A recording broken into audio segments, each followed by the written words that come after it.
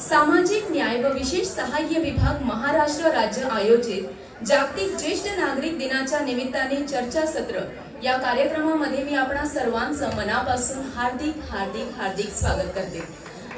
मित्रहो, एकदा जोरदार टाळ्यांनी आपण या कार्यक्रमाची सुरुवात करूया। जरा जोरदार टाळ्या होऊन जाऊ दे आणि सर्वांनी एकदा माझ्यासोबत म्हणायचं आहे, गणपती बाप्पा क्या बात आहे। खूपच छान असा उत्साह आहे तुमचा। वृद्धापकाळ म्हणजे देवाने माणसाला बहाल केलेले दुसरे बालपणच होय आणि पुढच्या पिढींसाठी त्यांच्या अनुभवांचे लाभलेले वरदान। मित्रहो, वृद्धापकाळ हा नेहमी समाधानी आणि आनंदकारकच असायला हवा। त्यासाठी सामाजिक आणि कौटुंबिक सहाय्य वृद्धांना लाभले पाहिजे, जेणेकरून आयुष्याच्या उतार वयातही त्यांना आनंद मिळायला हवा। असा उदात्त हेतू लक्षात घेऊनच लोकांमध्ये ज्येष्ठ नागरिकांविषयी आदराची आणि प्रेमाची भावना निर्माण करण्यासाठी 14 डिसेंबर 1990 रोजी हा निर्णय घेण्यात आला की 1 ऑक्टोबर हा दिवस आंतरराष्ट्रीय ज्येष्ठ नागरिक दिन म्हणून साजरा केला जावा।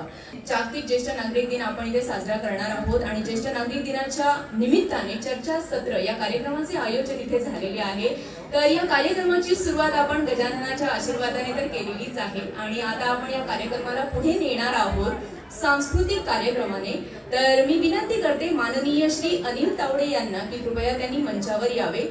स्वामी विरंगुळा ज्येष्ठ नागरिक केंद्र परळ यांच्या द्वारे आयोजित गीत गायन या सांस्कृतिक कार्यक्रमाद्वारे आपण या कार्यक्रमाची सुरुवात करत आहोत। मित्रांनो, या केंद्राबद्दल थोडक्यात सांगायचं झालं तर रुग्ण सेवा केंद्र, मातृभाव, विद्यार्थी सहाय्य योजना, दिवाळी धमाका, पॅथॉलॉजी, औषध पेढी, सामाजिक सेवा प्रशिक्षण वर्ग, आदिवासी प्रकल्प, पर्यावरण प्रकल्प, अवयव व्यान असे अनेक उपक्रम या केंद्राद्वारे राबवले जातात आणि त्यातीलच एक आपला सर्वांचा आवडता असा उपक्रम म्हणजे विरंगुळा केंद्र आणि या विरंगुळा केंद्राद्वारेच आज इथे सादर होणार आहे गीत गायनाचा हा सांस्कृतिक कार्यक्रम। एकदा जोरदार टाळ्या होऊन जाऊ दे मित्रांनो। स्वामी विरंगुळा ज्येष्ठ नागरिक केंद्र परळ